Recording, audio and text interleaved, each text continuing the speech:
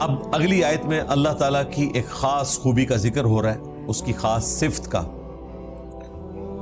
الرحمن علی العرش استوى، رحمان وہ ہے جو اپنے عرش پر مستوی ہے جیسا کہ اس کی شان کے لائق ہے۔ ویسے عام بندے کے لیے یا دنیا کے کسی بادشاہ کے لیے ہم ترجمہ کرتے تو یہ کہتے کہ وہ اپنے تخت پر بیٹھا ہوا ہے، لیکن اللہ تعالیٰ بیٹھنے سے پاک ہے۔ لیس کمثلہ شیء وہو السمیع البصیر، اللہ کی مثل کوئی شے نہیں ہے، وہی سننے والا دیکھنے والا ہے۔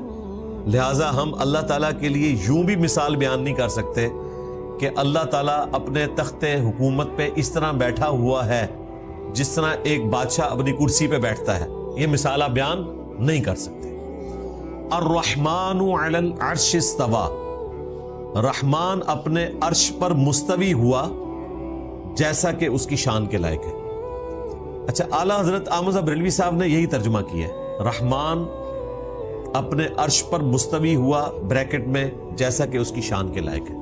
انہوں نے استوا کا ترجمہ بھی اردو میں نہیں کیا کہ بیٹھا، نہیں، انہوں نے کہا یہ صفت آپ اللہ تعالیٰ کی طرف منسوب کر نہیں سکتے، خالق اور مخلوق کی صفات اس طریقے سے تو ہو ہی نہیں سکتی کہ آپ ان کا کمپیریزن کوئی کروانا شروع کر دیں۔ لہٰذا اس کی کیفیت اللہ کے سپرد ہے۔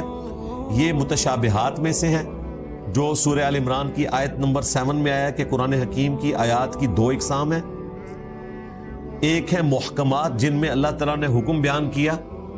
حکم کیا بیان ہوا کہ آپ نے ایک اللہ کو ماننا ہے، شرک سے اجتناب کرنا ہے، ماں باپ کے ساتھ اس نے سلوک کرنا ہے، بدکاری سے بچنا ہے، اولاد کو ناحق قتل نہیں کرنا یا کسی اور جان کو قتل نہیں کرنا۔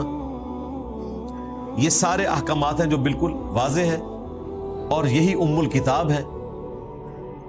دوسری جو آیات ہیں وہ متشابہات ہیں، ریزیمبلنس والی، ملتی جلتی مثالیں جن میں بیان کی گئی ہیں۔ جن لوگوں کے دلوں میں ٹیڑھ پن ہے وہ متشابہات کے پیچھے لگ جاتے ہیں تاکہ اس کا اصلی معنی تلاش کریں، اور جو اصلی معنی ہے وہ اللہ تعالیٰ جانتا ہے۔ اور اہل ایمان کہتے ہیں کہ یہ تمام آیات ہمارے رب کی طرف سے ہیں، ہم سب پر ایمان رکھتے ہیں، اور پھر وہ دعا کرتے ہیں ربنا لا تزغ قلوبنا بعد اذ ہدیتنا وہب لنا من لدنک رحمہ انک انت الوہاب۔ اے رب ہمارے دلوں کو ٹیڑھا نہ کرنا بعد اس کے کہ تو نے ہمیں ہدایت عطا فرمائی، اور ہمیں اپنے پاس سے رحمت عطا فرما اے عطا فرمانے والے۔ یہ سورہ آل عمران کی آیت نمبر 7 آنورڈ۔ پھر اسی کانٹیکسٹ میں بخاری مسلم میں حدیث ہے، نبی علیہ السلام نے فرمایا کہ جب تم کسی کو دیکھو کہ وہ متشابہات کے پیچھے پڑ گئے تو سمجھ لو کہ یہ وہی لوگ ہیں جن کے دلوں کے ٹیڑھا ہونے کی خبر اللہ نے قرآن میں دے دی تھی کہ جن کے دلوں میں ٹیڑھ پن ہے وہ متشابہات کے پیچھے لگتے ہیں۔ اور اہل ایمان کی روش کیا ہے کہ ہم ایمان لے کر آتے ہیں، ہم ایمان رکھتے ہیں کہ رحمان اپنے عرش پر مستوی ہے جیسا کہ اس کی شان کے لائق ہے، اس کے لیے ہم کوئی تمثیل بیان نہیں کرتے۔ ہم نہ جہمیہ ہیں کہ اس کی تعویل بیان کریں کہ یہاں عرش سے مراد تخت حکومت ہے اور اللہ تعالیٰ خود اس تخت پہ نہیں ہے بلکہ وہ اس کی رحمت کا مرکز ہے۔ یہ جہمیہ نے اس میں اپنا مطلب داخل کرنے کی کوشش کی، اور دوسری طرف مجسمہ ہیں جنہوں نے اس کے لیے تمثیل بیان کر دی کہ جس طرح بادشاہ ایک تخت حکومت پہ بیٹھتا ہے اس طرح اللہ تعالیٰ اپنے عرش پر متمکن ہے یا کرسی پہ بیٹھا ہوا ہے۔ تو اہل سنت کا منہج درمیان میں ہے، نہ ہم جہمیہ ہیں نہ مجسمہ ہیں، بلکہ امام ترمذی نے جامع ترمذی میں 2 جگہ پہ احادیث بیان کرتے ہوئے باقاعدہ اس کو موضوع بحث بنایا ہے۔ بخاری مسلم میں ایک حدیث ہے جو ترمذی میں بھی آتی ہے کہ جب کوئی شخص اللہ تعالیٰ کی راہ میں کوئی چیز صدقہ اور خیرات کرتا ہے نا تو اللہ تعالیٰ اس کی پرورش کرتا ہے۔ اگرچہ ایک لقمہ ہی تم اللہ کی راہ میں خیرات کرو تو اللہ تعالیٰ اس ایک نوالے کی بھی پرورش کرتا ہے، حتیٰ کہ وہ احد پہاڑ کے برابر ہو جاتا ہے، یعنی اس کے برابر پھر اجر ملتا ہے۔ اور اس میں الفاظ ہیں اللہ تعالیٰ اپنا دایاں ہاتھ آگے بڑھا کر اس لقمے کو ریسیو کرتا ہے۔ اب ظاہر ہے کہ عام بندے کے تو خیال میں دایاں ہاتھ سے مراد یہ آئے گا، تو اس حدیث کے کانٹیکسٹ میں یہ حدیث بخاری میں بھی ہے، مسلم میں بھی۔ امام ترمذی نے جب اس حدیث کو لیا تو اس کے نیچے کامنٹس کیے کہ یہاں جو اللہ تعالیٰ کے ہاتھ کا ذکر ہوا یا اسی طریقے سے اللہ تعالیٰ کی آنکھیں اور باقی جو صفات کا ذکر قرآن میں آتا ہے، تو اہل سنت والجماعت کے جو ائمہ ہیں، امام مالک، سفیان بن عیینہ اور باقی ائمہ، وہ یہ کہتے ہیں کہ ہم اللہ تعالیٰ کی صفات کے اوپر ایمان رکھتے ہیں اور ان کی کوئی تعویل بیان نہیں کرتے جیسا کہ اس کی شان کے لائق ہے۔ اس کے اوپر میری الگ سے ایک ویڈیو بھی ریکارڈ ہے۔ اللہ تعالیٰ عرش پر مستوی ہے، آپ لکھیں یوٹیوب کے اوپر جا کر تو وہ ویڈیو کھل جائے گی، اس میں میں نے یہ سارے ریفرنسز ڈسپلے کروائے ہیں اور باقاعدہ انگلش سب ٹائٹل کے ساتھ وہ ویڈیو اپلوڈ ہوئی ہے۔ تو اللہ تعالیٰ کے لیے آپ نے اس طرح کی کوئی مثال بیان نہیں کرنی، عقیدہ رکھنا ہے کہ رحمان اپنے عرش پر مستوی ہے۔ پریکٹیکلی اس وقت حنفی یہ باطل تعویلات کرتے ہیں، اور یہ تعویلات کرنی پڑیں جب فلسفے کی کتابیں بنو عباس کے دور میں عربی میں ٹرانسلیٹ کی گئیں، تو پھر اس وقت چونکہ سائنس تو اس طریقے سے نہیں تھی، یہ سائنس کا ہی آپ سمجھ لیں باب ہے فلسفہ، اگرچہ سائنس اس کو پیچھے چھوڑ گیا، تو اس وقت لوگ لاجکس بناتے تھے، استنباط کرتے تھے۔ اسی کانٹیکسٹ میں انہوں نے اللہ تعالیٰ کی صفات کے اوپر بھی بحث شروع کی، تو پھر محدثین اور فقہا کے ہاں علم الکلام وجود میں آیا، اور اس میں پھر انہوں نے تبازمائی کرنے کی کوشش کی، اور اس کا اینڈ رزلٹ یہ نکلا کہ دو ایکسٹریمز بن گئی، ایک طرف جہمیہ ہو گئے اور دوسری طرف مجسمہ۔ بہرحال جو لوگ قرآن و سنت کے ماننے والے تھے، اہل سنت، اصحاب الحدیث یا اہل الحدیث، انہوں نے اس میں تبازمائی نہیں کی، اگرچہ آج پریکٹیکلی جہمیہ کی ماڈرن فارم حنفی ہیں اور مجسمہ والے عقیدے کو کسی درجے میں بعض اوقات بیان کرتے ہوئے اہل حدیث بیان کر دیتے ہیں، اگرچہ وہ مجسمہ نہیں ہے، لیکن پھر بھی وہ بیان کرتے ہوئے بعض اوقات ایسے الفاظ کا چناؤ کرتے ہیں یا اس کو پریزنٹ کرنے میں ایسی کمزوری دکھاتے ہیں کہ ان پہ پھر مجسمہ والا ٹیگ لگ جاتا ہے۔ اور آپ دیکھیں حنفی اور اہل تشیع اہل حدیث کو کہتے ہیں یہ تو اللہ تعالیٰ کے ہاتھ اس طرح مانتے ہیں، یہ اللہ کی آنکھیں مانتے ہیں، اور وہ مجسمہ والی ساری گالیاں دینا شروع کر دیتے ہیں۔ یہاں پہ بھی ان کا کام ہے کہ یہ تعویل کرنے کی بجائے سیدھا کہیں کہ یہ اللہ کے سپرد۔ جن آیات کے اندر یہ ذکر ہوا کہ اللہ تعالیٰ اپنے عرش پر مستوی ہے، ہم ان پر بھی ایمان رکھتے ہیں، اور جن آیات میں یہ ذکر ہوا کہ اللہ تعالیٰ ہماری رگ جان سے بھی قریب ہے، ہم ان پر بھی ایمان رکھتے ہیں۔ اب وہاں پہ زیادتی ہوئی نا، اس کو اصل مانتے ہوئے بعض سلفی علماء نے نحن اقرب الیہ من حبل الورید، کہ ہم انسان کی رگ جان سے زیادہ اس کے قریب ہیں، اس میں تعویل شروع کر دی کہ اگر اللہ رگ جان سے قریب ہے وہ تو عرش پہ ہے، تو انہوں نے کہا یہ قریب ہونے سے مراد ہے اللہ کے فرشتے۔ اب یہ سلفیوں نے جب یہ زیادتی کی تو انہوں نے پھر ان آیات کو تختہ مشق بنا دیا۔ اسی کی وجہ سے میں نے اہل حدیث کے ساتھ مخالفت کی تھی کہ آپ اللہ کی مائیت کی آیات کو بھی اسی طریقے سے مانیں جیسے نازل ہوئی ہیں اور ان کی تفصیل میں نہ جائیں، اور استواء علی العرش کی آیات کو بھی ویسے ہی مانیں۔ آپ اس تکلف میں نہ پڑیں کہ اللہ تعالیٰ ذات کے اعتبار سے عرش پہ ہے، اپنے علم اور قدرت کے اعتبار سے ہر جگہ ہے۔ آپ کہیں کہ اللہ تعالیٰ اپنے عرش پر مستوی ہے جیسا کہ اس کی شان کے لائق ہے، اور وہ ہماری رگ جان سے بھی زیادہ ہمارے قریب ہے جیسا کہ اس کی شان کے لائق ہے۔ اس کے اوپر اللہ تعالیٰ آپ کو پوچھ ہی نہیں سکتا، کیونکہ آپ نے وہ سٹیپ طے ہی نہیں کیا۔ جب آپ سٹیپ طے کرتے ہیں تو دیکھیں آپ کے بڑے بھی گمراہ ہوئے ہیں۔ انہوں نے فرشتوں کو ذکر کر دیا، نحن اقرب الیہ من حبل الورید۔ میں نے کہا چلیں یہاں پہ آپ ڈنڈی مار لیں گے، سورۃ البقرہ کا کیا کریں گے کہ تم جس طرف بھی رخ کرو اللہ ہی کا چہرہ پاؤ گے، اس کی بھی تعویل کریں گے۔ پھر سورہ المجادلہ میں آیا کہ تم تین نہیں ہوتے، چوتھا تمہارا رب تمہارے ساتھ ہوتا ہے، تم پانچ نہیں ہوتے مگر یہ کہ چھٹا تمہارا رب تمہارے ساتھ ہوتا ہے۔ تم جہاں کہیں ہو، نہ اس سے کم نہ اس سے زیادہ، جہاں کہیں بھی ہو اللہ تمہارے ساتھ ہوتا ہے، ہر صورت میں وہ تمہارے ساتھ ہے۔ اب یہ جو مائیت ہے یہ اللہ کی شان کے لائق ہے۔ ہم استواء علی العرش کو بھی مانتے ہیں، اللہ کی مائیت کو بھی مانتے ہیں۔ وہ کہتے ہیں جی اس سے پھر وہ حلولیہ کا عقیدہ آ جائے گا. اور بھائی حلولیہ کا عقیدہ تب آئے گا جب ہم یہ کہیں کہ اللہ تعالیٰ مخلوق میں سرایت کر گیا ہے, حلول کر گیا ہے. ہم تو کہتے ہیں جیسا کہ اس کی شان کے لائق ہے, وہ ہمارے ساتھ ہے. پھر دیکھیں ایک حدیث ہے جس نے اس مسئلے کو مزید تقویت دی. بخاری اور مسلم دونوں میں حدیث ہے. نبی علیہ السلام ایک سفر پر تھے تو کچھ اصحاب بلند آواز سے کہہ رہے تھے سبحان اللہ, کچھ کہہ رہے تھے اللہ اکبر, کچھ کہہ رہے تھے لا الہ الا اللہ. تو نبی علیہ السلام نے ان سے فرمایا کہ تم کسی بہرے اور غائب کو نہیں سنا رہے, تم اس ہستی کا ذکر کر رہے ہو جو تمہارے اونٹ کی گردن سے بھی زیادہ تمہارے قریب ہے. یعنی ایک بندہ اونٹ پہ بیٹھا ہوا ہے نا, تو اس کے آگے کوہان ہے اور پھر گردن ہے. یہ گردن جتنی تمہارے قریب ہے نا, تمہارا رب اس سے زیادہ تمہارے قریب ہے. تو یہ گلے پھاڑنے کی ضرورت نہیں ہے, نارمل آواز میں ذکر کرو. اور پھر نبی علیہ السلام نے کہا کہ میں تمہیں جنت کے خزانوں میں سے ایک خزانہ دیتا ہوں, لا حول ولا قوت الا باللہ. نہیں ہے ہمت نیکیاں کرنے کی اور نہ طاقت ہے گناہوں سے بچنے کی مگر اس کی توفیق سے. یہ آپ نے وظیفہ دیا. یہ ہم نے بلو کارڈ کے اوپر اس حدیث کے نمبرز بھی ڈسپلے کروائے میں, بخاری سے بھی مسلم سے بھی. اب نبی علیہ السلام نے کیا جملے بولے, تم کسی بہرے اور غائب کو نہیں سنا رہے. یعنی جس کو تم سنا رہے ہو وہ سننے والا بھی ہے اور غائب بھی نہیں.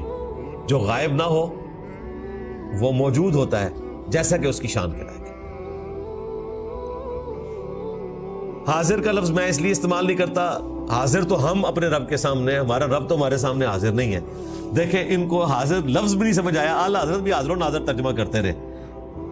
یعنی نبی اسلام ہمارے سامنے حاضر ہوں گے, ہم آپ کے سامنے حاضر ہوں گے, آپ تو تشریف فرما ہوں گے. ٹھیک ہے, اللہ تو تشریف فرما ہوگا جیسا کہ اس کی شان کے لائق ہے, وہ حاضر کیوں ہوگا؟ خیر یہ میں نے ایک علمی ڈسکشن کے طور پہ بات کی الفاظ کے چناؤ کے اعتبار سے. ادروائز ظاہر ہے کسی کے اوپر ہم بدگمانی نہیں کرتے, چونکہ یہ باریک باتیں پکڑتے ہیں تو میں نے کہا یہ بھی ان سے پھر بلنڈر ہوا ہے, حاضر کا ورڈ استعمال نہ کریں. تو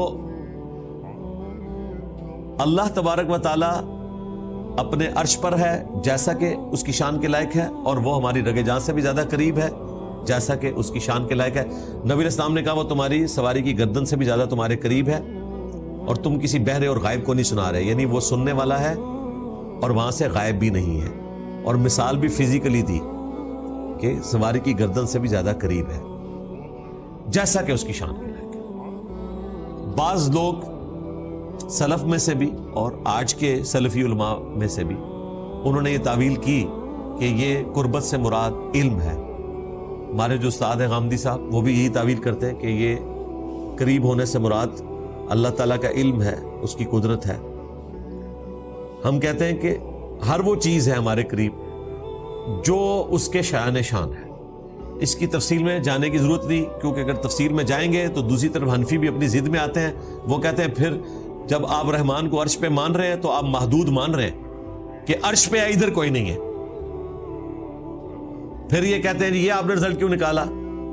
بھائی جب آپ یہ کہو گے کہ خود وہ ادھر ہے, علم کے اعتبار سے ادھر ہے, تو وہ الزام تو آپ کے اوپر صحیح لگا رہے ہیں. تو بہتر یہ ہے کہ آپ یہ کہیں کہ اللہ تعالیٰ اپنے عرش پر مستوی ہے جیسا کہ اس کی شان کے لائق ہے, وہ اپنی مخلوق سے الگ ہے.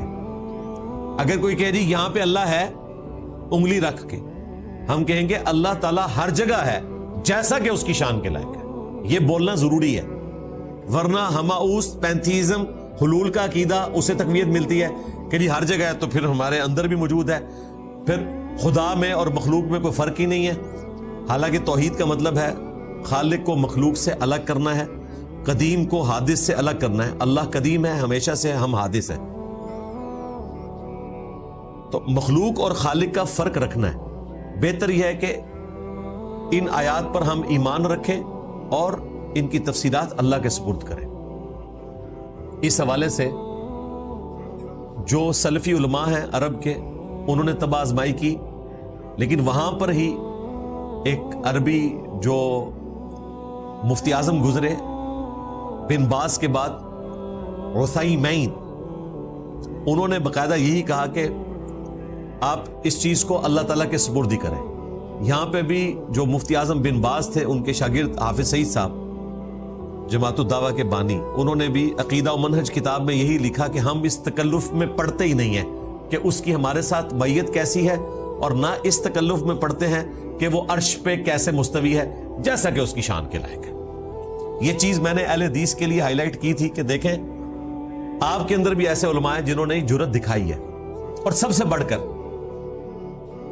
जो सबके लिए काबिल कबूल है, अहले सुन्नत के सबसे बड़े इमामों में से एक इमाम मालिक अल मुतवफ़ा 179 हिजरी, उनका कौल सही सनद से इमाम बैहकी ने नकल किया है किताबुल एतिकाद के अंदर, इस्तवा अलल अर्श के अकीदे के ऊपर। उन्होंने फरमाया कि अल्लाह का अर्श पर इस्तवा मालूम है, यानी अल्लाह ताला ने अपनी किताब में हमें यह बता दिया कि वो अपने अर्श पे है, यह हमारे इल्म में है, हमें मालूम है। कैफियत मजहूल है, यानी वो कैसे है ये अननोन है। मजहूल कहते हैं अननोन, कहते हैं रावी मजहूल है, पता नहीं किथों आ गया। तो अल्लाह का अर्श पर मुस्तवी होना, इसकी कैफियत मजहूल है। उसी को बेहतर अंदाज में आला हजरत ने बयान किया कि जैसा कि उसकी शान के लायक है। और तीसरी चीज इमाम मालिक ने फरमाई, और सवाल करना बिदअत है। इस्तवा मालूम है, कैफियत मजहूल है, और इसका सवाल करना कि फिर भी किस तरह है अर्श उते, ये सवाल बिदअत है। अगर ये सवाल होना होता तो साहबा अहले बैत नबी इस्लाम से कर लेते, और अगर होता तो उन्हें भी इसी तरीके से जवाब मिलता कि ये अल्लाह ताला की सिफात हैं और इनका इहाता मखलूक कर ही नहीं सकती। तो इमाम मालिक का ये कौल, इसके ऊपर आप इजमाए उम्मत हो चुका है। अल्लाह का अर्श पर इस्तवा मालूम है, ये हमारा अकीदा है, हमें पता है। कैफियत मजहूल है, अननोन, हमें नहीं बताएगी। और सवाल करना कि फिर भी ये कैसे है, ये बिदअत है। सवाल करने की भी इजाजत नहीं, बस ये अकीदा है जैसा कि उसकी शान के लायक है। तो इन वाज़े आयात के होते हुए फिर भी एक दूसरे को जहमिया मुजस्समा कहना, और फिर गुफ्तगू भी इस तरीके से करना कि आप एक खास लाइन लेना शुरू कर दें, उससे बदअकीदगी में इजाफा ही होता है। तो मैं आला हजरत के साथ एग्री करता हूं कि रहमान अपने अर्श पर मुस्तवी है जैसा कि उसकी शान के लायक है, यही अकीदा रखना चाहिए। बाकी इसमें मजीद तबाज़बाई करने की जरूरत नहीं। ये क्रिटिकल आयत थी, इसलिए मैंने इसके ऊपर तफसीलन गुफ्तगू की। इन आयात के हवाले से एक कमज़ोर रवायत भी मिलती है कि सैयदना उमर फारूक रज़ियल्लाहु ताला अन्हु सूरह ताहा की इब्तदाई आयात सुनकर मुसलमान हुए। अब चूंकि सीरत की किताबों में भी ये रवायत नकल हुई, और उमर सीरीज जो फिल्माई गई उसमें तो बाकायदा उन्होंने वो सीन फिल्माया कि जब सैयदना उमर अपनी सिस्टर से मिलने के लिए गए। वैसे तो नबी इस्लाम के कत्ल के इरादे से निकले थे, और रास्ते में दोस्त मिला, उसने कहा पहले अपने घर की खबर लो, तुम्हारा बहनोई सईद इब्न ज़ैद और तुम्हारी बहन वो मुसलमान हो चुके हैं, और वो अशरा मुबशरा में भी शामिल है। सईद इब्न ज़ैद रज़ियल्लाहु ताला अन्हु शुरू के मुसलमानों में से। तो सैयदना उमर फिर गए और उन्होंने कान लगाकर कुरान पाक सुना, और उनके डर की वजह से उन्होंने छुपा लिया। फिर मारा पीटा, इस्तकामत देखी, तो फिर कहा कि वो आयात पढ़ो। इससे इम्प्रेस हुए, इस्लाम कबूल किया। तो इस रवायत को इस हवाले से तो तलक्की बिलकबूल हासिल है कि सब लोग इसे नकल करते आए हैं। अगर कहीं सेहत में इख्तलाफ है तो दो राय रखी जा सकती है। अलबत्ता ये बात दुरुस्त है कि कुरान हकीम ही नबी इस्लाम का वो इंस्ट्रूमेंट ऑफ दावत था जिसकी वजह से लोग इम्प्रेस होते थे, और सहाबा कराम के दिलों को जिसने बदला वो यही किताब थी। तो इस दर्जे में तो तमाम असहाब इस कुरान से मुतासिर हुए। और फिर सैयदना उमर जैसे ज़हीन आदमी को भी देखें बात समझने में 6 साल लग गए, क्योंकि जब ساتھ کے لوگوں نے ایسی مت ماری ہو کہ آپ نے بات سننی نہیں ہے. جب سنی تو اللہ تعالیٰ نے سینہ کھول دیا. اور جامعہ ترمذی میں تو واضح حدیث ہے, نبی الاسلام نے دعا کی تھی کہ عمر بن حشام یعنی کہ ابو جہل اور عمر بن خطاب, ان دونوں میں سے ایک کو اسلام کی دولت سے مشرف فرما. اور بخاری میں ہے, ابن مسعود کہتے ہیں جب سیدنا عمر اسلام لے کر آئے تو اس کے بعد اسلام کا عروج ہی آیا, یعنی گراف پھر اوپر ہی جاتا گیا الحمدللہ. باقی مین تو ظاہر ہے ہجرت مدینہ کے بعد بوسٹ ملا ہے. مکہ شریف میں تو 13 سال نبی الاسلام رہے, ان 13 سالوں میں سے بھی 7 سال تو حضرت عمر بھی مسلمان تھے, لیکن پھر بھی 125 بندے مسلمان ہوئے. حضرت عمر 40ویں تھے جب اسلام لے کر آئے, تو ان کے بعد مشکل سے آپ سمجھ لیں 80 لوگ ہی مسلمان ہوئے 7 سالوں کے اندر. لیکن مدینہ شریف جانے کے بعد اللہ تعالیٰ نے جہاد اور قتال کی برکت سے نبی الاسلام کی دعوت کو پھیلایا, اور اگلے 13 سالوں میں رومن اور پرشین امپائر بھی نبی الاسلام کے قدموں میں, آپ کے غلاموں کے قدموں میں ڈھیر ہو چکی تھی الحمدللہ.